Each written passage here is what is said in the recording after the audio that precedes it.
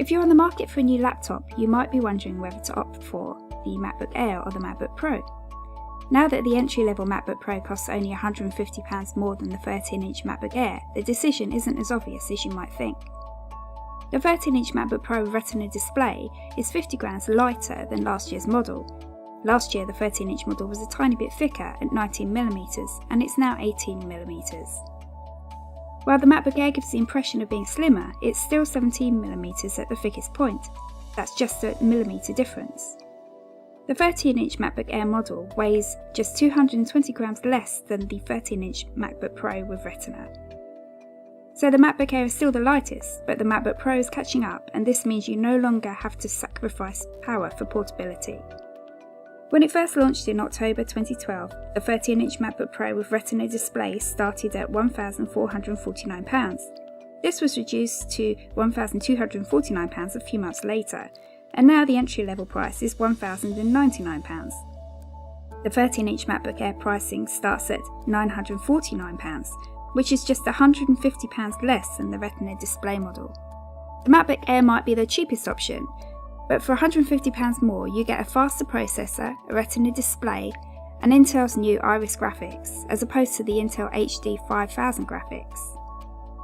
The 1.3 GHz of the MacBook Air compared to the 2.4 GHz MacBook Pro looks like a big difference, but with Apple's Turbo Boost the difference is less pronounced. 2.6 GHz compared to 2.9 GHz. Turbo Boost is a function offered by Intel's processors that overclocks the core frequency when you're running an application that requires more power. You may also notice that Intel's processor in the new entry-level 13-inch MacBook Pro looks like it should be slower than last year's Retina MacBook Pro. Don't be fooled by these numbers though, as gigahertz alone tells you little about real performance. One key difference between the two generations is the fact that the new models use Intel's Haswell processors rather than the older Ivy Bridge processors.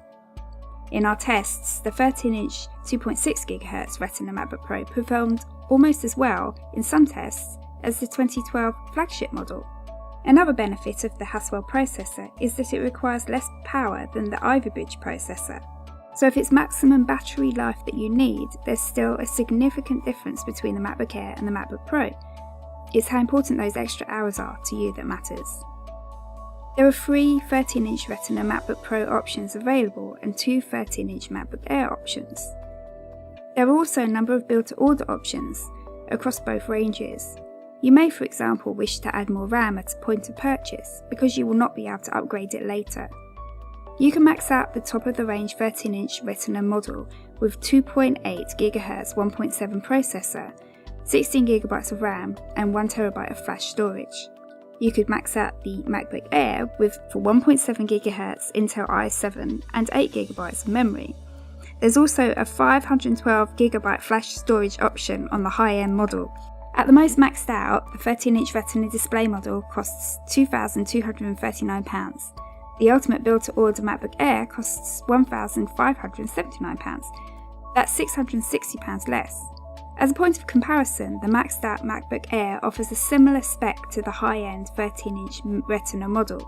This means you could pay £80 less and get a Retina display. The biggest difference between the two MacBook models is the display. The MacBook Air screens aren't Retina displays, so the pixel density is lower. The 13-inch MacBook Pro with Retina offers nearly twice the resolution and hits a pixel density that makes individual pixels invisible to the eye at reading distances. However, the screen on the Air is by no means inferior to the vast majority of laptop screens. The Retina MacBook features an IPS panel, which means you get very wide viewing angles and richer, more accurate colours. Another thing to note is the aspect ratio. The MacBook Pro Retina display and the 13-inch MacBook Air both offer a 16:10 ratio rather than the 16:9 screens that most other laptops use, including the 11-inch MacBook Air. If you need the best screen available, then the Retina MacBook Pro is unbeatable. Improved graphics performance is one of the key changes for the Haswell processor line. The 13-inch MacBook Pro has always relied on Intel's integrated graphics, unlike the high-end 15-inch Retina MacBook Pro, which offers switching graphics to balance performance with battery economy. This new Retina MacBook Pro features Intel's Iris graphics, which can use 1024 megabytes of system memory. In our tests, the Intel Iris graphics proved very capable. The MacBook Air features the less powerful Intel HD Graphics 5000, although these showed a marked improvement on the HD Graphics 4000 of the previous generation. If you really want to play games on a MacBook, you're best advised to consider the top 15-inch MacBook Pro with its superior graphics card options. The MacBook Air is available with a choice of 128 or 256GB of flash storage, as well as a 512GB build-to-order option. The Mac Pro with Retina display adds 512GB flash at the high end and includes a 1TB build-to-order option. Some people will have no problem fitting their data onto the low-end models. However, there will be plenty of people with ever-increasing photo and media libraries who are concerned that there isn't enough storage for their needs.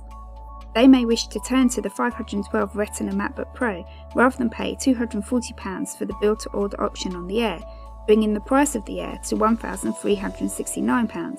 The £1,499 512GB Retina MacBook Pro has a faster processor and more RAM. If it's the maximum storage you need at the minimum cost, you can still opt for the old 13-inch MacBook Pro with its 500GB hard drive for £999. But we advise that if you really need the extra storage space, you consider a separate external hard drive.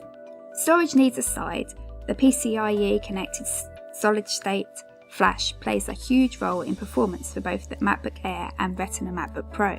Apple claims the PCIe flash storage is up to 9 times faster than a traditional notebook hard drive.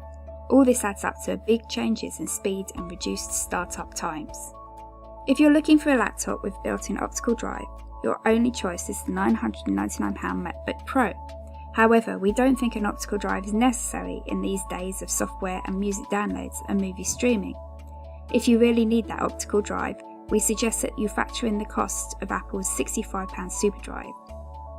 Both the Retina display MacBook Pro and the 13-inch MacBook Air offer an SD-XC card slot for downloading photographs.